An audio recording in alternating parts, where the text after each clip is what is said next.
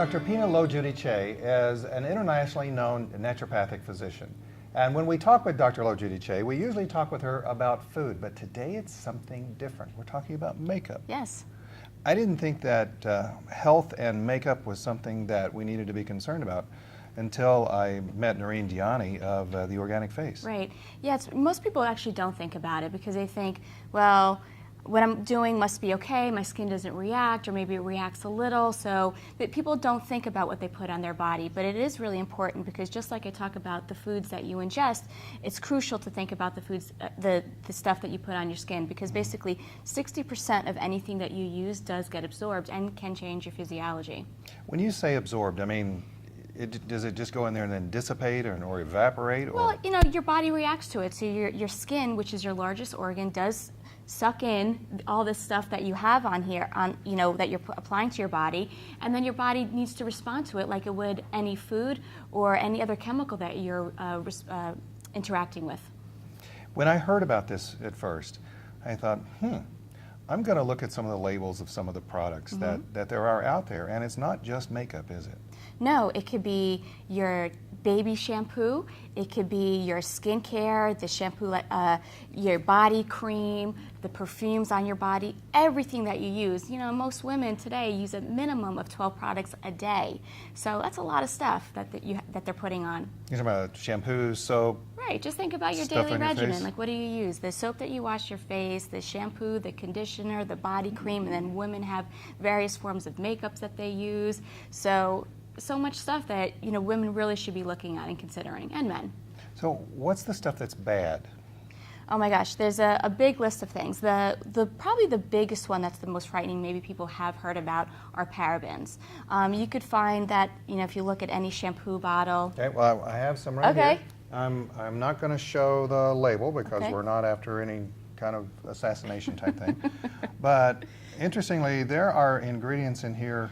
That most people can't pronounce. Yeah, really. Yeah, it's really. That doesn't make them bad, though. Well, yes. Well, the thing is this. I mean, they're definitely not natural. And, you know, because when you think about soap, you know, 100 years ago, people used to make their own soap very simply. But now, because everything is so highly processed, things are more chemical-based. And what we're finding is that, you know, because the government actually does not even have to do any health studies or any pre-market research on what these ingredients do to our body, we actually are finding that, you know, there is some long-term detriment of using these things on a day-to-day basis. So getting back to what I was saying about those parabens, is that the parabens themselves are highly carcinogenic. They've been shown to increase cancer growth. They've been shown to be what's called an endocrine disruptor, so it means it disrupts our hormones.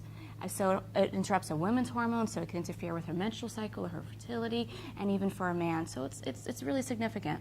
Oh man. Well, okay. So here, let's look at something else. It's a coconut scrub, a soap. Right. I mean, you know, it's coconut. So what can be bad about Well, that? you know, I think it's really more so what people find confusing, that it's really a coconut scent.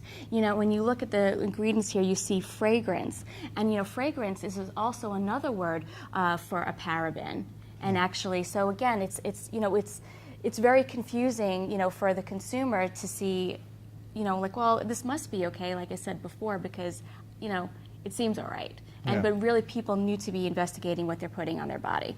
All right, here's something else. I mean, it's a lotion. I put lotion on my face, and lots of people do. I mean, men, women, and it's kind of like an everyday thing. Right. But you say that lotions aren't necessarily good. It's the same thing. You know, when you look at the ingredient list, usually the ingredient lists are a laundry list long. And, you know, and that's the thing that I tell my patients to look out for. If it's really that long of a list and a lot of words that you don't know what they are, I really tell patients try to avoid it and try to look at things that are more natural and organic, because you know that if you could put it on a cracker, your body cream, you could put it on a cracker and eat it, you know it's okay to put it on your skin.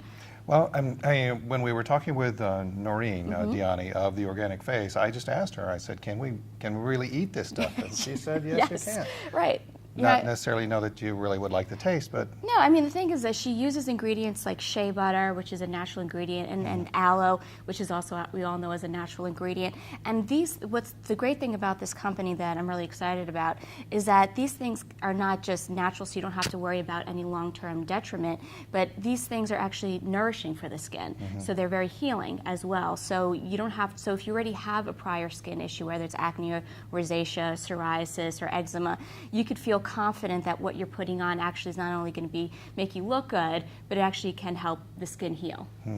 all right, I got to tell you, I'm a typical self-centered man. And as a self-centered man and one who's on television, I've done over 1,200 live interviews. I have to Amazing. use a lot of makeup. Yep. And I happened to show you my makeup ahead of time, and you said you had some things that you wanted to reveal. I'm going to get it. Let's right point it here. out. And so this right here is my makeup. Right. And there we peel back the label. Right. And unfortunately, there's some bad things I hear. Yeah, so this is what I'm so glad we're talking about this, even for your sake, is because one of the main ingredients in this is something called propylene glycol. Now, propylene glycol is the active ingredient in antifreeze. So you're putting antifreeze on your skin. Oh. So, and then of course that's been linked to liver and kidney damage. So that's something that you don't want to be putting on your body at all. So it's a little bit frightening. Yeah, just a little. Right. You know, another ingredient is something called PEG 20. Now, again, as a consumer, you'd be like, well, what's that? I don't know what that is. But actually, that's a chemical that actually will lower your immune system. It actually promotes or it encourages the aging skin. So it's going to make you look older rather than better. So it's exactly what you're trying to avoid. Yeah, right. We don't want that. No. And then again, it also has a list of parabens, which I mentioned before, are that, you know, carcinogenic ingredient. It changes your hormones. It's just very disruptive that way. And then lastly, it has alumina. And alumina, which is aluminum, has also been very tightly linked to Alzheimer's disease. So, you know, you're looking at a list of things that you are having, you know, putting on your skin. So everybody needs to look at what they're using on a daily basis. Wow. So why hasn't this come out before? Here, I'll take that back Thanks. from you because I don't want to. Yeah. I don't want to spread that. Why hasn't this come out before? You know, unfortunately, I wish I knew. I think it's just, you know, they don't do enough research on it. It's very easier. It's easier for companies to put chemicals together than really closely consider this ingredient list. And so what Noreen did is that she had an issue herself with her own health, and she decided to make a change because her skin wasn't reacting well. So she created something that she could feel very confident and comfortable. And I use it myself. I recommend it to my patients because at least I know, you know, as a woman, as a mother of a daughter, that I really don't want my daughter using chemicals, you know, for the rest of her life that who knows what's going to do to her. I get that with regard to kids because I'm a father of a almost 11-year-old.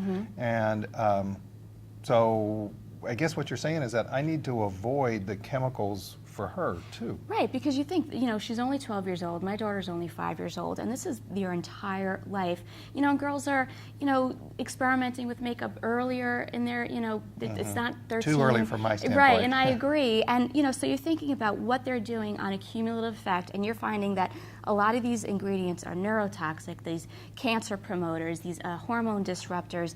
And again, you know, until the government does enough research to show, you know, how damaging these things have to be, you have to be, as a consumer, more of your own advocate to say, you know what, I can't use that stuff and I need to look at things that are more organic. So like with food, in makeup, organic's the way to go. Absolutely. Dr. Lo Giudice, thank you very much. Thank you. Always a pleasure.